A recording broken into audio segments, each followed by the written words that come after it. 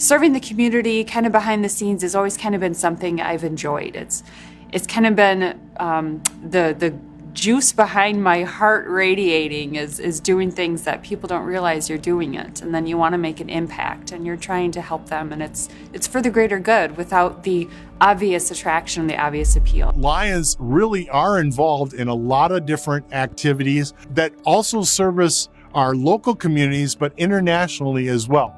My initial contact for Lions was an invitation for a meeting that was being held in a very small church in the basement. And when I walked in, we were having a slideshow, per se, a movie about missions to Mexico. My heritage is Mexican. I'm positive that Lions, at some point, has given the gift of sight to someone that is related to me. And that was my beginning. From the international level, it's hard for people in the United States to necessarily understand this, but when we have an opportunity to try to cure river blindness or try to eradicate measles around the world, that's amazing. So the Lions Eye Bank of Wisconsin, we actually process the corneal tissue for our surgeons and the future patients.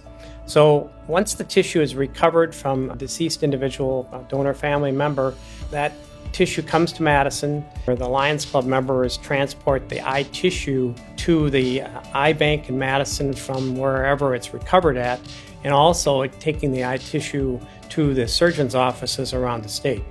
So about 2,000 volunteers are involved in that task. It's kind of a Pony Express system. So if the tissue is recovered in Eau Claire, Wisconsin, one Lions Club may transport it down to Tomah, another one from Tomah down to Wisconsin Dells, another from Wisconsin Dells like into Madison. You're going down the road thinking, what I'm doing right now, the time I'm donating right now, somebody is going to be able to see tomorrow.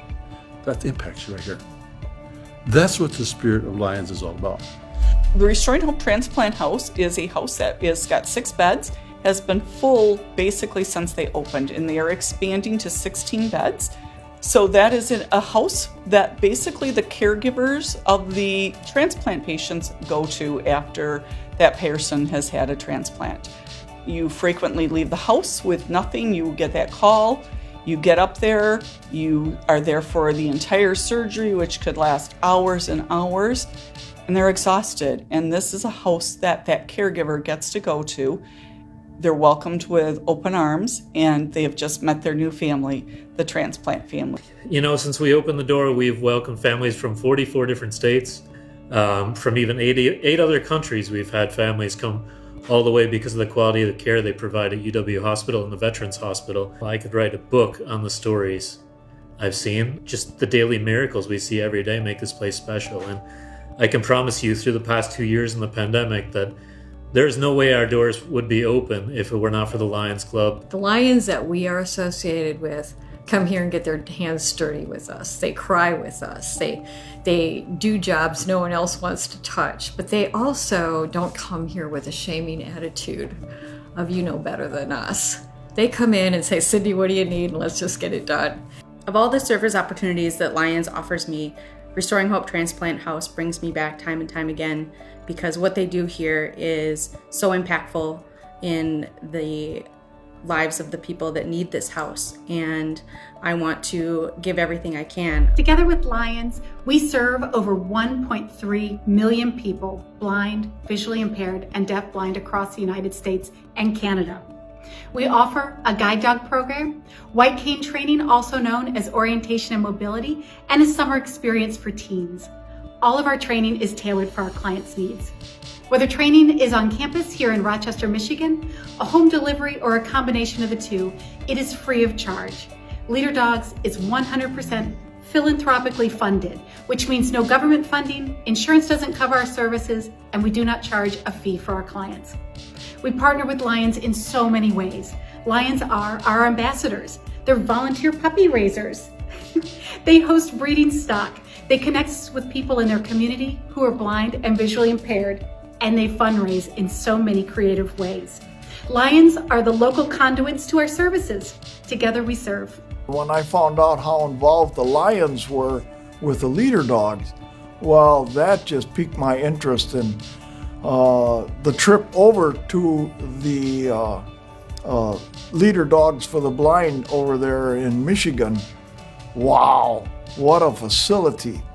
And that's when I found out. I mean, I knew dogs are smarter than me sometimes, but when the dog has a 200-word vocabulary that they can associate a service or things or active things around them, that I just became a big supporter for that other portion of the Lions program, which is big, and that's the leader dog for the blind. Lions Pride started back when the donations from clubs were not covering the cost of running all of the statewide projects. So Dewey Carl, past president of the Wisconsin Lions Foundation, suggested that we begin to form an endowment fund that would be a significant source of income for the Wisconsin Lions Foundation in the future. And our responsibility was raising funds where donors could designate which one of the projects they wanted to support. They could support CAMP, which is our biggest project, diabetes, eyeglass recycling, and many of those other projects. And it began that way. Our goal was to be able to support all of those projects and take up the difference between our annual donations and what it actually costs to run all of those projects. I'm an old movie buff, and one of my favorite movies is Inn of the Sixth Happiness. It's a story about a woman who wants to be a missionary, and she is told that she doesn't have any of the qualifications. So she figures out how to get to China, how to become a missionary, and when she's asked why, she said, because I wanted to be of value. And I think all of us want to be of value. And the best way we can be of value is in the service of others.